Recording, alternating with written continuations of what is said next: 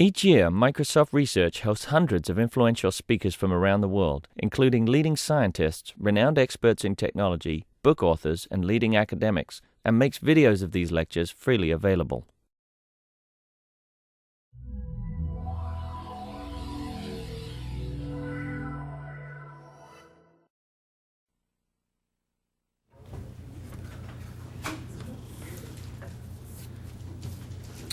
So thanks for coming. I'd like to introduce Trevor Darrell from MIT. Most of you know Trevor. He's now at the Computer Science and AI Lab at MIT and is associate professor there. And he heads up the vision-based interfaces group. That's what you call it yourselves. And so he's going to show some really interesting stuff. Before joining CSAIL, he spent some time at Interval Research. And then before that, he got his PhD and master's, I believe, at the master's as well, right? At the MIT Media Lab, where I met him, and where a number of us met him, yeah. And there he did some work, some of the original gesture-based interface work, using even hardware image processing. I remember that work a lot, just using the Cognex box. It was pretty impressive stuff. So that was in '95. So he is also the author of the PSFig LaTeX macro. So if you have any questions about PSFig, now's a good time to ask about that. I'm sure he really enjoys that. And with that, I'll let Trevor start. Did you crib that from like Alyosha or someone? No. Because someone else did that to me in the last week, introducing me for another talk. And I haven't thought of that in 8 years. Great. Well, I'm happy to be here and see a lot of familiar faces and tell you guys about the recent work going on at MIT and my group on visual recognition and tracking for perceptive interfaces. And there's how many people here are really vision people, or how many are multimodal interface people? Because I'll vision. I'm guessing a lot of vision and multimodal interface. Okay, so it's tough because I really have 4 different talks to give here, 2 different computer vision technical talks and 2 different multimodal interface talks. So I'll probably skate through various parts of it, and feel free to push on me to go into more detail as I skip over things. I just want to start with the high-level motivation that drives our work. It really is trying to show areas where computer vision is going to be useful for interface.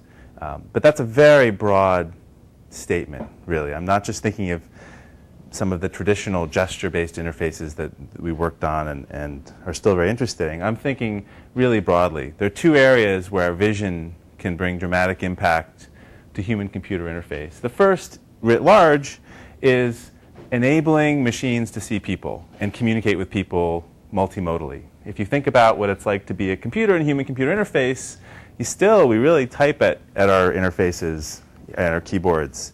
And if we're going to ever have this dream of full spoken language communication, it has to include visual assessment of what a person is doing, turn taking, and so on and so forth. So as we go on in the talk, you'll see examples of technologies for sensing body language, turn taking, visual speech, and so on and so forth, to enable the machine to sense the human in communication. And that's going to be useful for robotics, for smart kiosks, maybe even workstations that I want to have spoken communication with. But I don't carry my robot yet with me every day. When I go out through the world, I actually carry some mobile device, my cell phone. Let's just use this as a proxy for my cell phone right now. And the mobile device should really help me find information, right? If I encounter something that I haven't seen before, I haven't seen that before, I don't know what it is. It says Sony on it, right? Could be a RFI, could be some sort of radio transmitter. If Andy was with me, I would say, Andy, what's that thing? And he would probably tell me if he knew, or he'd go get someone else to answer the question. If I have a mobile device, and I have some situated query about some object in the environment, it's going to be very hard to answer that question just by speaking or typing at the device. I would argue the device should do the same thing that that helpful human assistant should do, which is to help answer the question by taking a picture of it and doing some multimodal query, right? So this licenses all of the interesting work that one might want to do as a computer vision researcher on image indexing, object category recognition, and so on and so forth in the context of a mobile search. And so that's the other broad application area that my group is very interested in. If you encounter some flower and you'd like to find out some information about it, how can we solve the image matching problems needed in order to find relevant database records or web pages that can answer questions and find more information about these situated objects. What's this building? What's this flower? And so on and so forth. So I hope these are the kind of two high-level frothy slides to motivate why interfaces should use vision to be aware of users and the world around them. And now I'm going to sort of dive down technically and look at two specific technologies and computer vision algorithms for making that happen. And I'll show you some applications as well as we go along. The first challenge problem, if you will, is human body tracking. How can you look at maybe still images, but probably video images of users and we're most interested in users in conversation, but it's the general problem is also very interesting. And extract motion cues and gesture cues that are going to be relevant for conversation.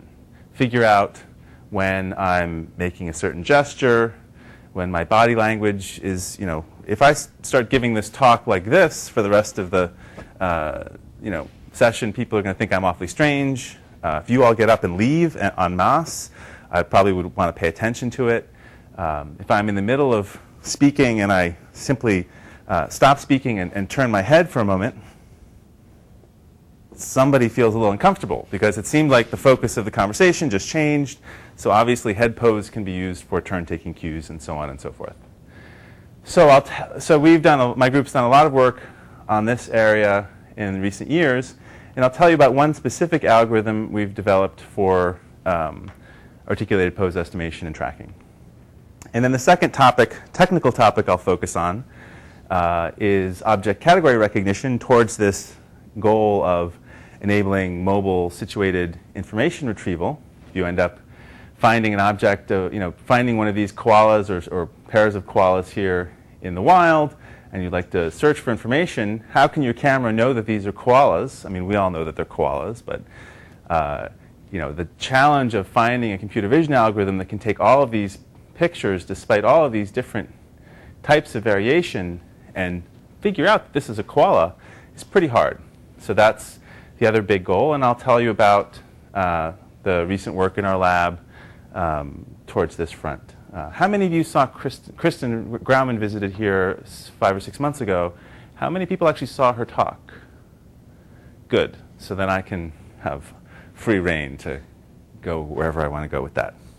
So the first technical topic is really work that's been done by Greg Shaknovich and Leonid Taker and David Demirjian in my lab that we've shown over a series of years, most recently at CVPR 06. And it's towards this goal of trying to do articulated body tracking. Articulated body tracking is a really hard problem, right? If you think of the conventional solution to this for computer graphics, it's motion capture rig, all these retroreflective markers, even the model. So the input, if you're doing a passive version of this, the input dimensions of images are very high. The model space is very complicated. If you use classic approaches to visual tracking, one of the key problems is the likelihood function is often going to lock onto some clutter in the background. If you have your model of an arm saying, I'd like to track this edge in the image, there'll be some edge in the background that will probably look the same as that piece of the arm boundary. And so you'll have multiple sharp modes in your likelihood function, and then very, very simple techniques will diverge. So the community over recent years has focused on techniques which can track in these cases, and to do this, they have to use complicated multiple hypothesis models which maintain multiple hypotheses of the posterior, sample-based techniques, particle filters, and each of these end up, in order to deal with the fact that there might be many, many modes or hypotheses that have to be tracked, and the space is so high dimensional, they end up using huge numbers of particles or samples or hypotheses to represent the space. And the conventional approaches, particle filters, they usually have to do a very expensive computation in order to test one sample. So what we've done is we started off exploring really a very different paradigm, looking at just single frame pose estimation by brute force techniques.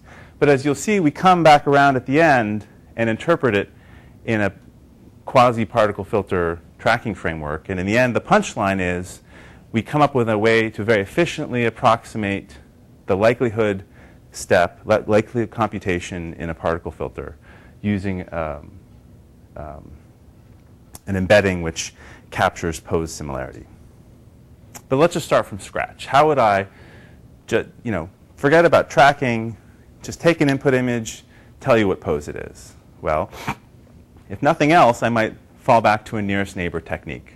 Nearest neighbor techniques are usually quite powerful in the absence of strong models. So I'll take all the undergraduates at MIT, run them through my motion capture device for hours and hours on end, make them do all the different poses that they can possibly do, and I'll collect images of what they look like and what their pose actually is.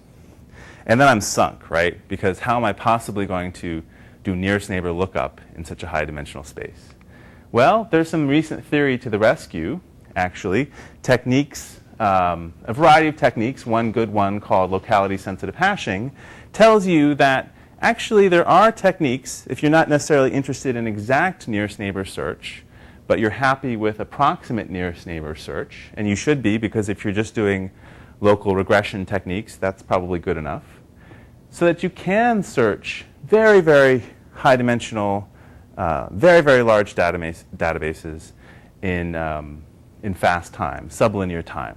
So you could have potentially hundreds of thousands or millions of examples of different appearances and quickly take a new image and index into that.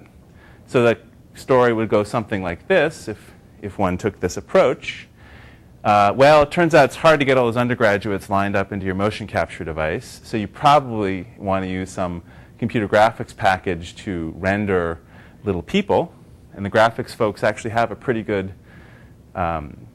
software to do that. Usually this is for generating, I think, generating extras in feature films, like the little people walking across the Titanic. It's good enough for that kind of fooling your perception in a movie, and it's also good enough for providing training data to machine learning algorithms. So you could take an input image, employ these locality-sensitive hash functions, and find nearest neighbors in this huge database. And then you could remember what the pose was according to each of these images in your database, and figure out what the pose is for this new image according to what the nearest neighbor images are here. But this is still naive in a very important way. Anyone irritated about this for some particular reason? Why are you irritated? Because if you change the T-shirt, it's not going to work very well. Right. I mean, I planted you in the audience. Thank you very much. You've seen me give this talk enough times, I guess. So this is silly because simple signal distance. So I already have a huge high-dimensional problem. I don't want to make things worse by having every small part of the image, like the kind of shirt that he's wearing and the design on that shirt, also play a role. So we don't want all of our nuisance variables, like illumination, clothing color, other things, to play a role. So really the innovation in Greg's PhD, Greg Shaknarovich, who finished from my lab last year, was to show how a similar scheme for finding embedding finding an embedding which preserved locality and yet was compact and fast for high-dimensional indexing, could do so but preserve locality not in the signal space, but in some parameter space of interest. Right? So the idea is to find these hash functions such that in this space, proximity is related to some task or parameter of interest, which is going to be defined through training data, not necessarily through some signal distance. So then we get the nice example here where, in fact, the nearest neighbors that are found through these pose-sensitive hash functions are similar in some task that we care about, or parameter that we care about, pose, and not necessarily in terms of clothing color. So how do you find these magic hash functions? Well, that was what Greg showed first, an early version in his ICCV03 paper, and then more completely in his thesis last year. What you want is an embedding such that distance in the embedding space is small if some underlying parameter is distance in that parameter space is small. And what he really showed is that you could learn such an embedding by solving a paired classification task. If you can train a classifier to distinguish between pairs of examples in your world that are, quote, similar from pairs that are, quote, dissimilar. So, for example, we call these as being similar pose, and we call these as being dissimilar pose. And specifically, if you train a classifier based on some boosting scheme where the classifier picks from a huge repertoire of weak learners, little perhaps receptive fields, the weak learners that the classifier will pick to solve this classification task can be used in an appropriate way to define that embedding that will, such that you'll have this similarity sensitive embedding property. This is a simpler way of saying it, right?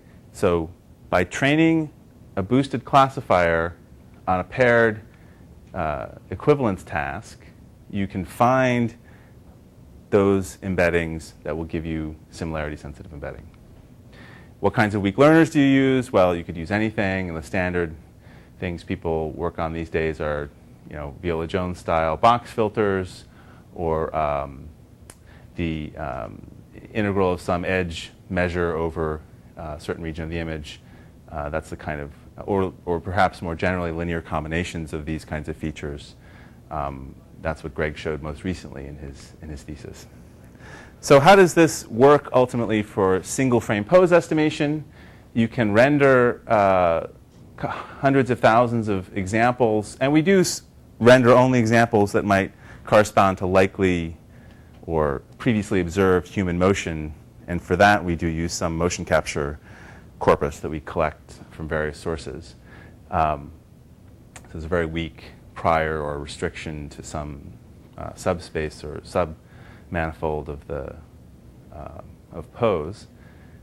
But you take as input a regular image. There's some background subtraction that we do use here, or equivalently stereo thresholding, depending on the application.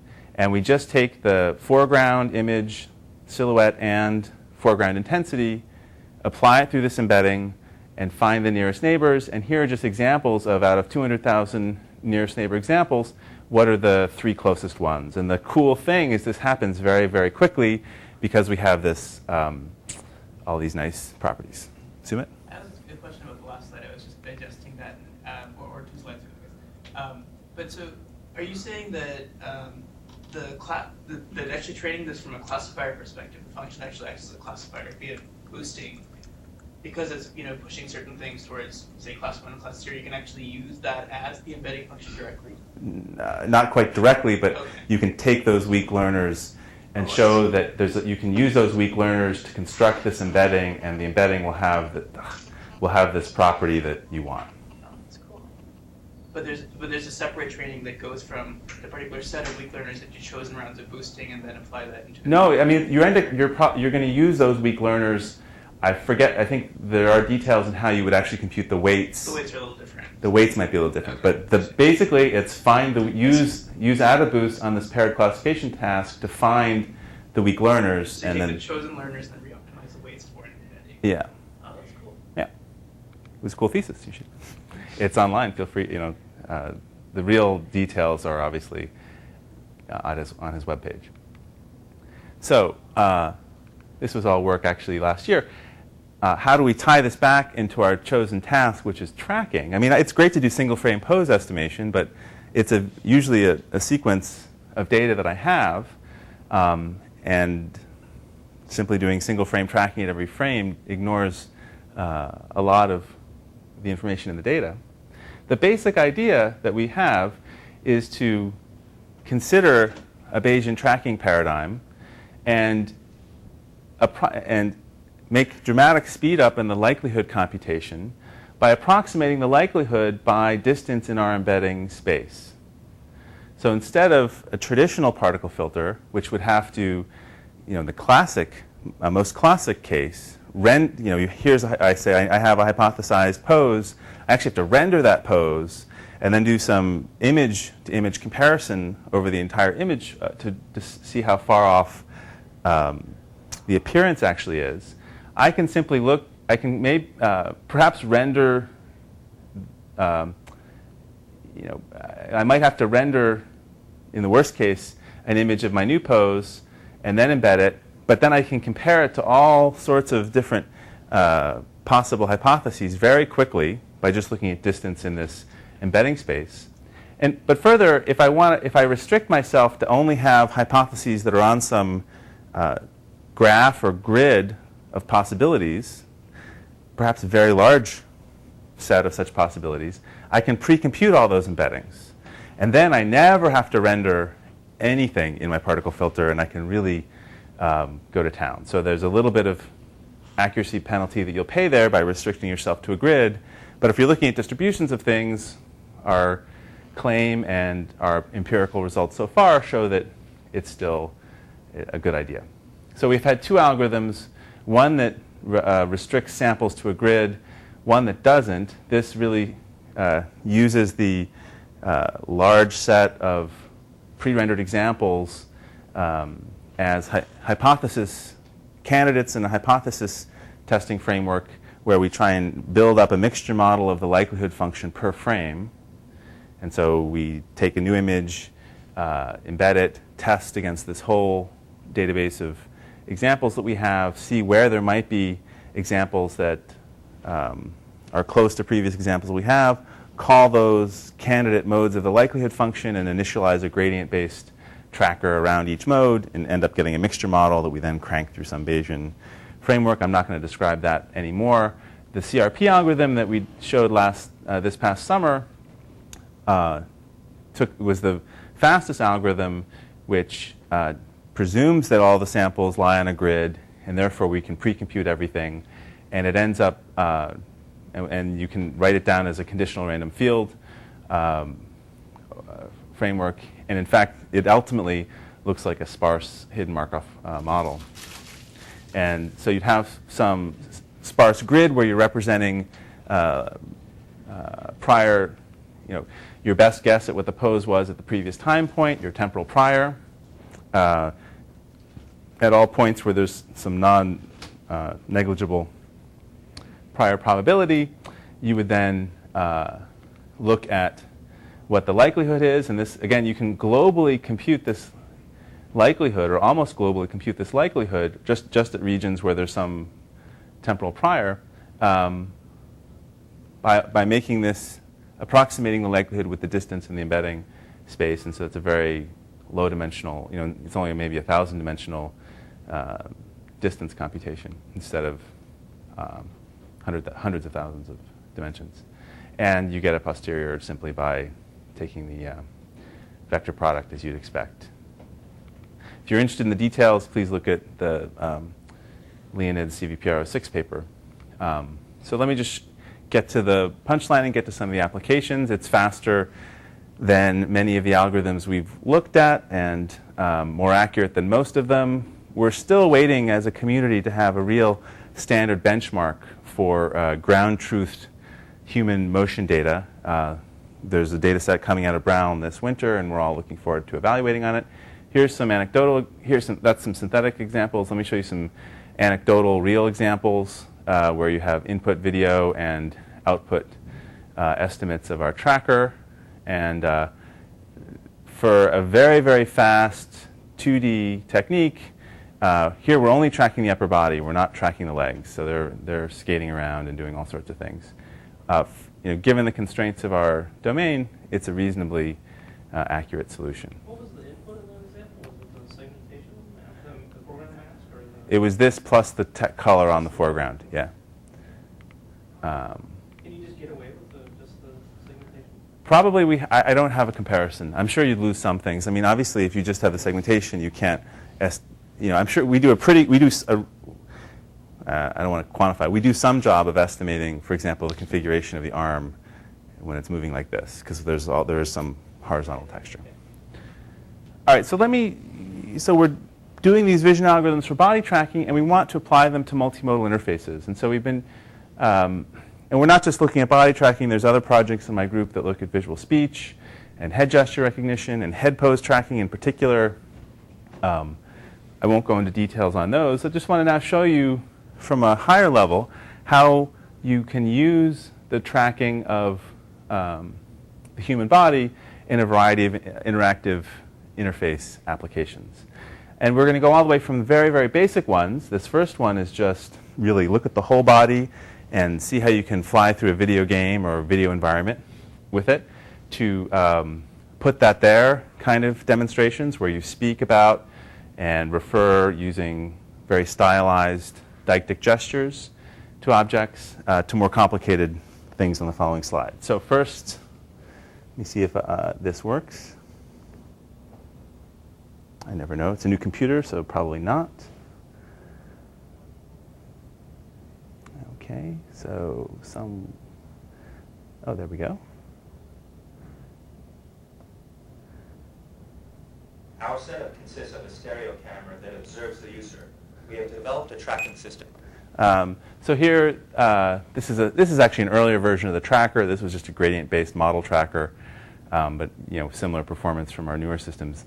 This required stereo input, and you see the model following the person who's standing in front of some projection screen.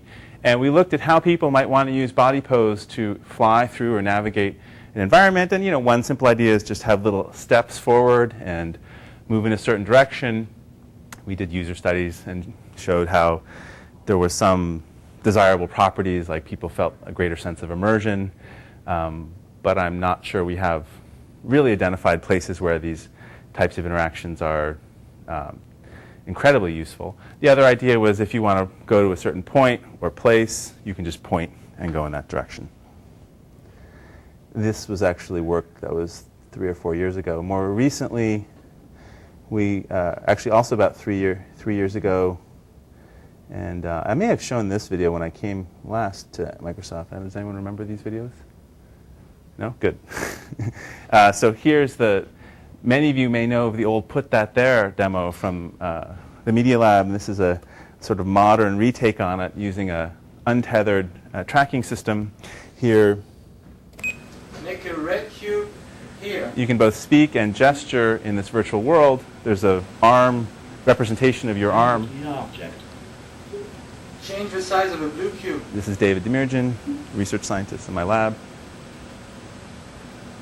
Resizing the object. Okay. And so he could do a two-handed gesture, and it would extract the distance between his hands and change the virtual world in some way. So, there's still a lot of interesting open questions here. This wasn't exactly a natural interface. These interactions were rather restricted to a certain grammar that was rather limited. But I think you get the point of how these trackers can be used to enable multimodal interfaces to understand at least deictic gestures in this case. Let's see, in the last 2 or 3 years, we've been looking specifically at head pose tracking and how head pose can be used in conversational interaction. And we've had funding from a DARPA project recently to look at this in the context of meeting environments, to try and understand in a meeting who is paying attention to who agreed to which action items, Some of you are nodding your head, which is nice because it means you're understanding and grounding what I'm saying, and I can keep talking and talk even faster to the dismay of other people in the room. So probably some of you should go like that, and then I'll slow down. And so we built systems that, such as the following, which was a avatar or kiosk in this case. So you could use it for meetings. Here we used it for a sort of robot or avatar, which should pay attention to your head pose and turn-taking cues if it's going to have a conversation with you. So if you walk up to some merchant and the merchant's going to pay attention to what you're looking at. If there's some objects on the table, he'll notice what you're looking at. This robot avatar demo system, this avatar was actually supposed to explain various projects in the group. And there are various signs here corresponding to the different possible projects. The avatar could sense your head pose and see what you were interested in, if what you were paying attention to, and change the focus of conversation based on what you seem to be interested in. This was actually the first system that I knew of, or that I know of, which allowed you to have either a purely spoken or purely gestural conversation, right? Because not only could it sense your what you were paying attention to, it could also sense your agreement gestures. So if this was a really noisy environment, like imagine rock music all over the place, you could walk up to this thing, and at least if you could hear it, or maybe it could have a transcript of its speech on the screen, you could look at something, it would say, "Are you interested in this?" and you could just nod your head. Right? Or you could speak the whole thing. You could walk up to it, not move your head at all, and say, "Hi, what would you like to see?" And you would say, "I would like to see Kate's work," and then go from there. Welcome to the Office V5. So here's a little stereo camera here. This was a stereo head tracker. The pictures on the wall show the members of V5. If you want more information about a member, please look at the corresponding picture, or say the name written under the picture. You can head nod or head shake when asked a question. So it could This sense picture shows that he's Kevin looking Wilson. over here Would you like more information about Kevin? and sense the head gesture. Kevin has microphone array. He enjoys ping pong and The Simpsons and hates realtors. The dialogue is random. So you can see the kind of head tracking system that supported Would this you like more interface. information about Kate? Okay. Okay. Great. And I'd love to tell you more about all of the other sort of layers of multimodal interface that we work on, including very, very low-level signal processing for just figuring out who's talking among various people in a video, or even are their lips moving, and more recent work on visual speech modeling.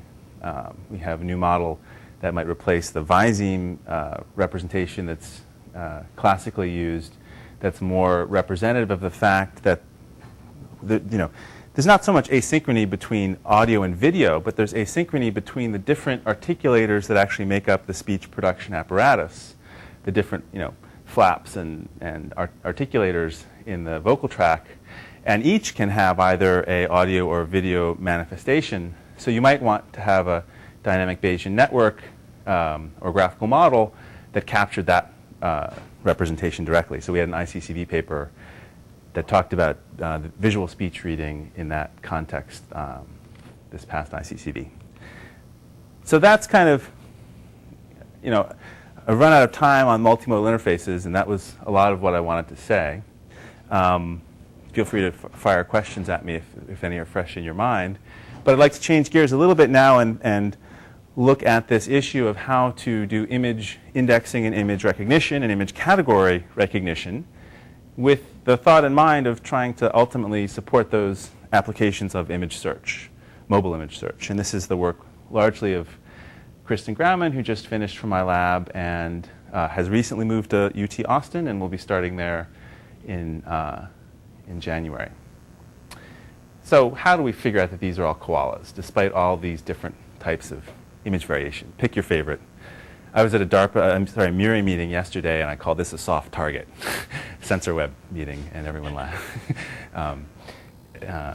they're interested in sensor nets and very low power embedded camera recognition, but more broadly, we're interested in all the consumer applications of object recognition and object indexing. And if you think of trying to recognize things on the web or search all the categories, there's just so many. This is such a huge problem. We really want to find algorithms that are particularly efficient, and that's going to be a theme of this story. So, in the vision community in recent years, progress has been made towards overcoming the types of intra-class variation that you see here by using representations that are called local representations or local feature representations. It turns out that if you try and find a global representation, a representation that compares the whole image to another whole image, which is what I was using for the pose estimation, incidentally, it's hard to solve all of the kinds of variation that no one's been able to really solve this problem that way. But progress has been made using a variety of different kinds of so-called local features, where you look at various points in an image and extract either various kinds of descriptors, and I won't try and describe all of these. Each of these has different kinds of invariance properties, and the story is still out in the field. Some of them will be better for different applications, probably will converge on a few generalizations of these schemes.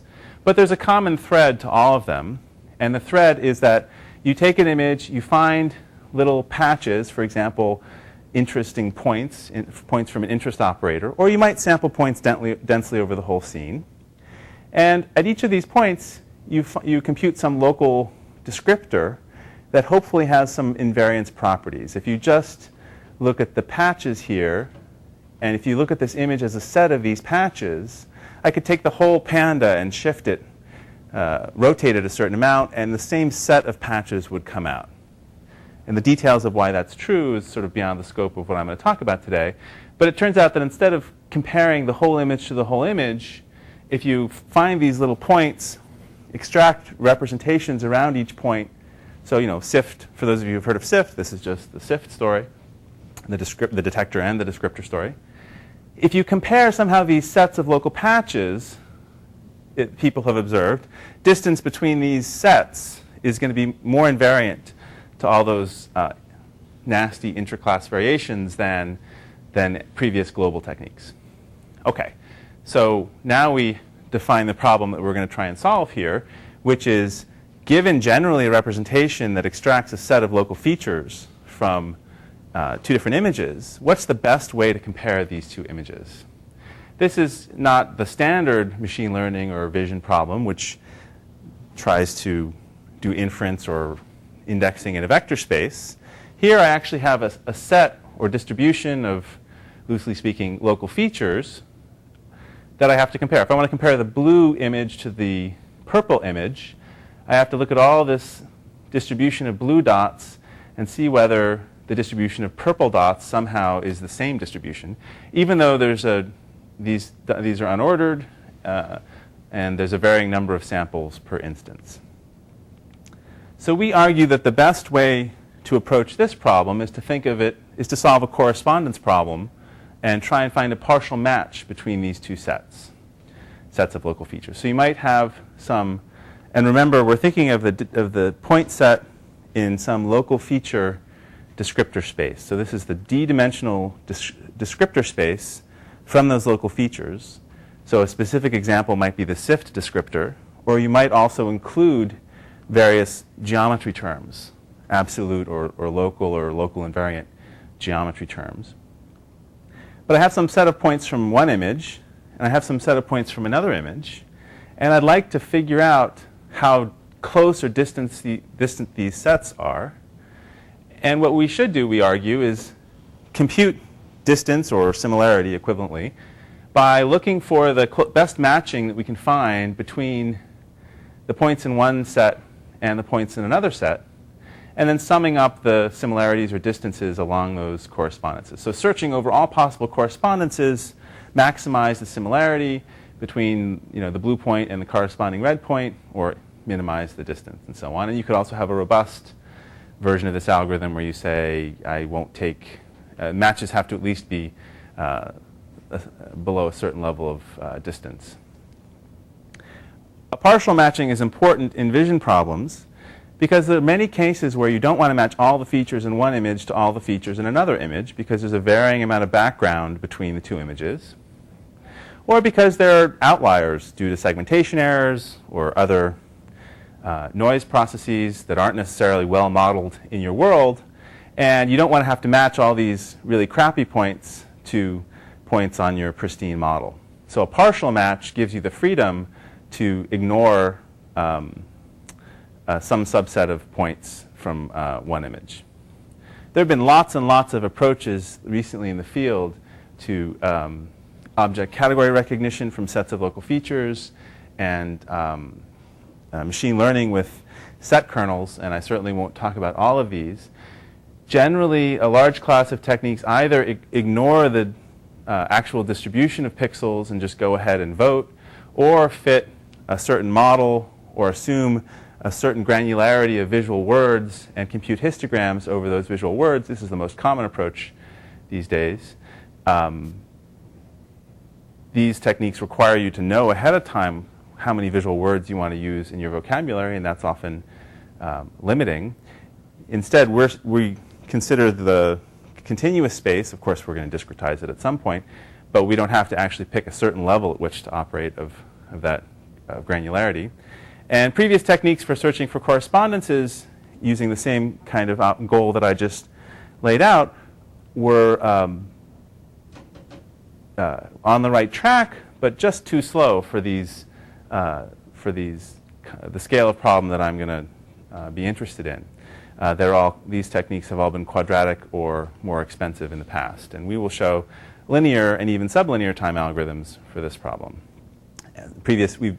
Indick and Thaper had a technique that was some of the inspiration for our approach, but their technique wouldn't work for a partial matching. They required that you actually match all the points in one set to all the points in another set. So quadratic time or even cubic or even quadratic time algorithms are going to just be too slow to solve, to search these, I shouldn't say Google scale problems here. I should say Microsoft scale problems. And so it'd be nice to have an algorithm that worked in linear time, and that's what we have. And so here's the high-level overview of the algorithm. And it really does, in the end, come back, it's similar to the current paradigm of take all your points, histogram them, and compare the histograms, except we're actually going to do it with a multi-resolution histogram and show how it has some nice theoretic, formal, and empirical properties regarding this partial match that we think is the right way of going. So remember the setup here. I have two images. I want to compute the distance or similarity between them. Each image is a set of local features, so it's a point in this d-dimensional descriptor space. And it turns out that the optimal partial match between these two point sets can be well approximated by simply taking a multi-resolution histogram. Now, this is not an image pyramid, right? This is a pyramid in the histogram space, and somehow doing an intersection between them. Right? I'm going to go through levels of the pyramid from fine to coarse, and I'm going to look at the intersection that happens between bins in this pyramid and say, aha, if 2 points fell together, they probably are kind of roughly in correspondence. And so I can approximate the correspondence with that. And we can show bounds how that approximates the optimal partial match. Right? So that's what I just said. Let me illustrate it with an example. The cool thing is I never take one point in one set and search over points in the other set, so I get a linear time algorithm. So we're going to step through the pyramid, figure out how many points might have just matched up, and then weight them accordingly. I think you know what I mean by a pyramid, a histogram pyramid. And I think you know how to take two histograms and take their intersection. So I look in each bin and I say, what's the minimum number between the two? Here there's 1 and here there's 2. And so this is going to form the basis of my quote-unquote implicit correspondences. I'll know that there's some correspondence here. I won't know whether it's really matching that point or that point, but I'll score there being one implicit correspondence. So here's an example that's fairly illustrative. Here are two one-dimensional point sets And at the first level of the pyramid, we go through and we say how much intersection is there. There are 2 points that exactly overlap. So we'll say that's pretty good. We're going to say that we're going to weight that pretty highly because they're very similar. We look at the next courses level, count up how many new matches there are, subtract the matches we had before, and weight those a little bit less because they're less similar, and so forth. At the highest level of the pyramid, there's 1 new match, not so similar, and so on and so forth. We can add up the math and compare it to the optimal value, and it's close, right? And this is empirically the kind of result we get. Here we're looking at 10,000 trials of matching 2 synthetic point sets. One point set is just 100 points randomly plopped down onto a square. And another point set is between 5 and 100 points randomly plopped down on the square. And for each trial, we'll compare the approximate partial match with the optimal partial match. And each slice in this graph is 1 trial. This would have been the optimal measure.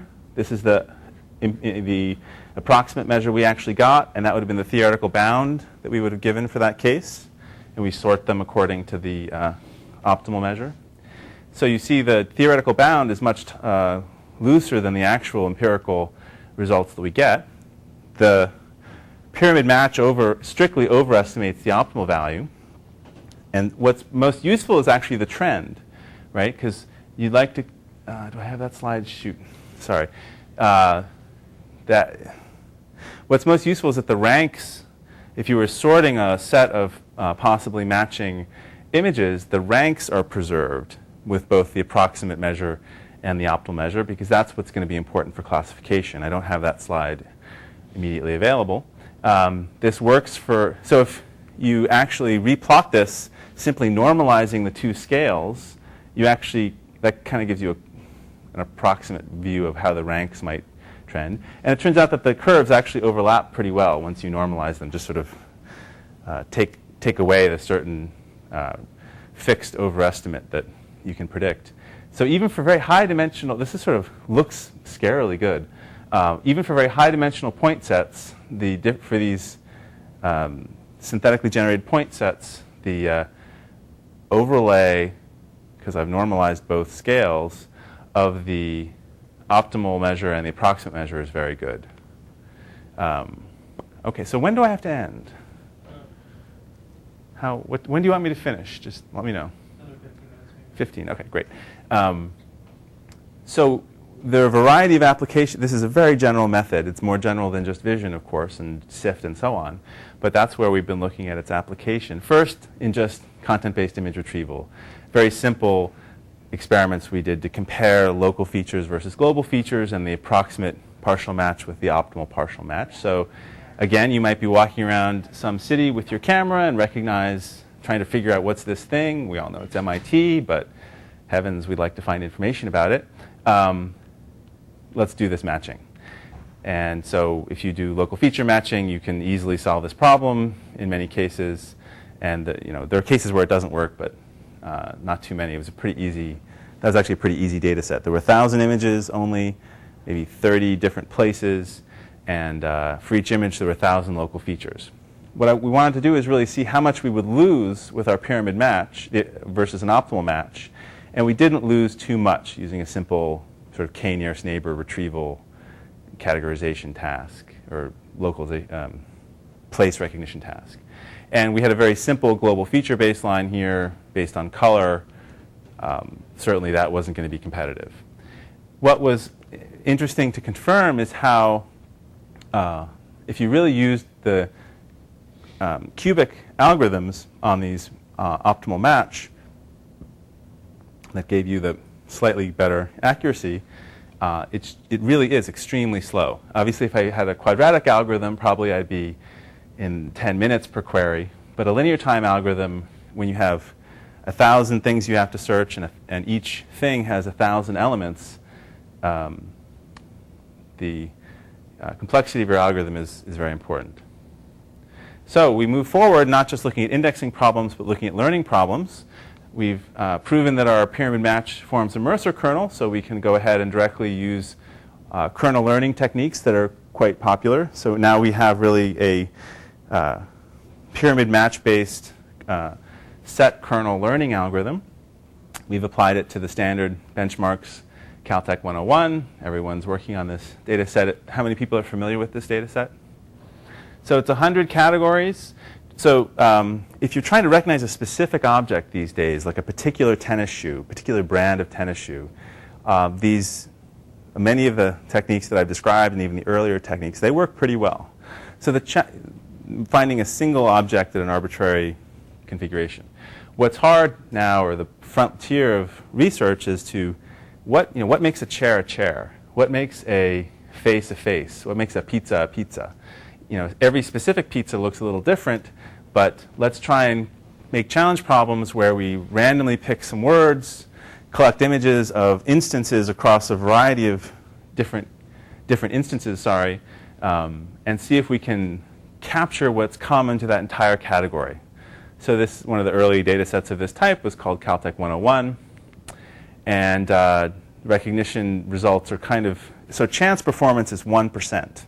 So anything above up here is pretty good. So we give you have 100 categories, forced choice task. Tell me which of these 100 categories it is. And if you have 15 training examples, for example, which many people evaluate their method on, we get 50% performance right on the first try. And that's actually using dense features, because this peculiar aspects of this data set, many researchers get better performance on dense features than sparse features. And we include absolute geometry, as do many people. So this is a slide that's nice to show funding agencies, how progress is going up in the field. This was our result about 6 months ago, maybe even a little earlier. And there is a cluster of new results, and we'll probably have some results out here in the near future. We're all going to move to new data sets, of course.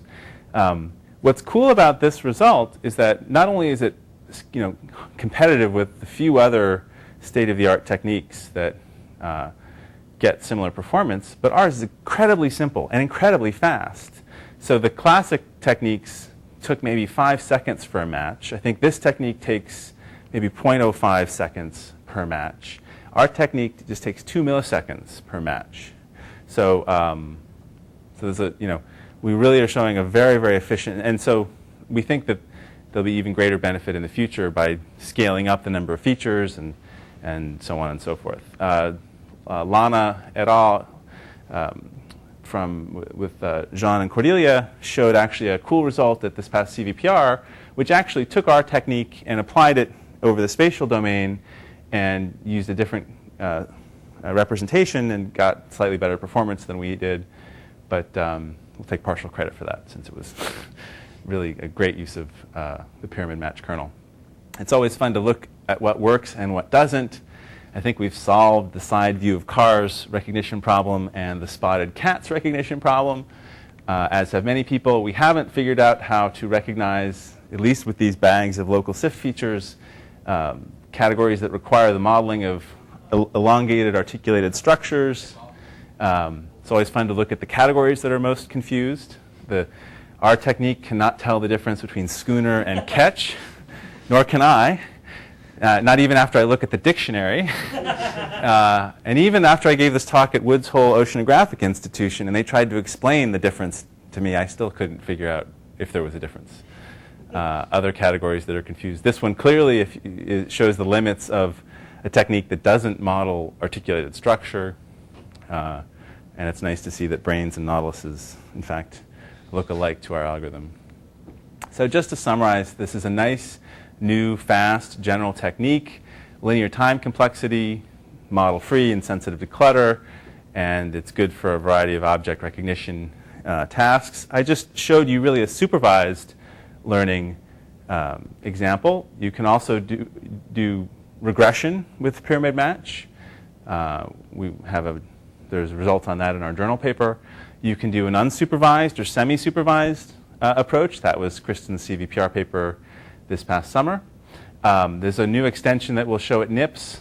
I can maybe flash 1 or 2 slides on it, where we propose having a pyramid match where the pyramid is not simply a rectilinear histogram, but where the histogram actually has boundaries that are formed in a data-dependent manner, so-called vocabulary-guided histograms. And there are results in Kristen's thesis that are also forthcoming and hopefully in future publications on pyramid match hashing, so you get sublinear time indexing techniques. So this was her CVPR paper. I'll skip over some of these details. You can look at it if you're interested. We can talk about it offline. How would you take a shoebox of images, to use the standard example, and automatically discover that there are categories? Let me just show you this slide. What we'd like to do is have the user just give me all these pictures and sort of discover the fact that there are these common patterns of local features corresponding to one category here, another category here. So you can think of this as clustering in the space of all these local features or partial match. And so that's really we built an algorithm around that scheme.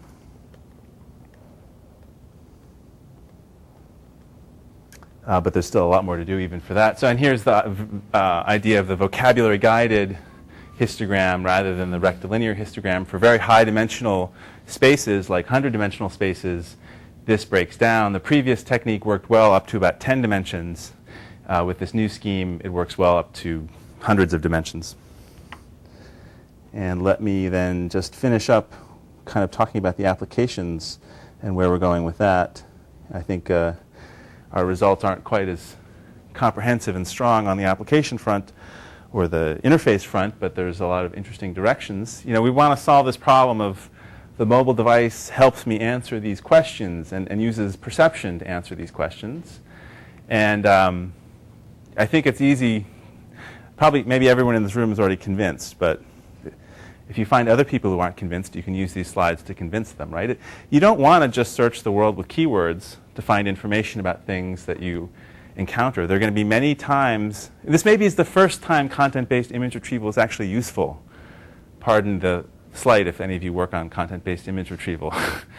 Because I actually find this thing and I want information about it and I only have the image. I don't know that it's a certain kind of flower. And if I tried to generate keywords to search, I can imagine scrolling through Microsoft image search based on keywords of flower and trying to find the one that matches. It would be very frustrating. Even if I tried to find increasingly descriptive keywords, it's going to be very frustrating. I don't know the keyword that really matches the object. That's the whole point. And there are other objects in the world where it might be surprisingly hard to figure out what exactly is the brand name of that chair. It's probably written on the bottom, but if it's not written on the bottom, how would I search from my mobile device to find how much that chair cost? It's going to be hard with keywords. But if you use keywords and images, I think that's the way to go. And so this is, we have very early prototypes that we've done on this, but there's still sort of a conceptual contribution or conceptual result here. We did do some early work on place recognition a few years ago. This was a CVPR paper in 2004, where we took images around the MIT campus and would recognize, take a mobile camera and try and recognize where you are. This was even predating our local feature work. This was just using global features. And there were some interesting limitations that we identified with this system. One was that the web page that you might find might not be actually so relevant. Because if you think about it, the best matching image isn't necessarily going to be the most relevant image. The page that's on might not be the most relevant page for your query. The best matching image is going to be an artifact of where that particular person was standing that particular day and what the weather was like, right? So more generally, we think it's interesting to search multimodally, both with an image and a keyword, and not to look for a single matching web page, but to look for a set of matching web pages and try and extract information from that set. So this also solves the problem of how do I index the whole web, right? Because I don't web crawl all the images on the web. I leverage some keyword-based image index and take so here's my multimodal query. I encounter some new object in someone's office, and it looks like a phone, but I don't know what it really is. And I can start getting images of phone from Google or anyone. And it turns out that there will maybe, out of the top 1,000 images, maybe one will actually match pretty well. Or a few of them will match pretty well. Maybe the actual web page will have a variety of different things on it. But if I look at several matching web pages, I can extract content across those pages that will reflect the actual image that I'm matching. That's our theme. So this is a toy example, but we'd hope you'd find something like Polycom pop out. And then you can go search on that keyword or go find more images. So this is the big idea, the broad idea that we're looking at. And most generally, if you take images and do image matching of a particular location, not only could you find keywords by matching the image, finding the associated documents, but you should really find knowledge, right? I mean, what is correlating with this image across this multimedia data set, right? It should be, if I just gave these to a human being and said, here, tell me what this picture is about, you'd look and you'd see all the sentences next to the pictures.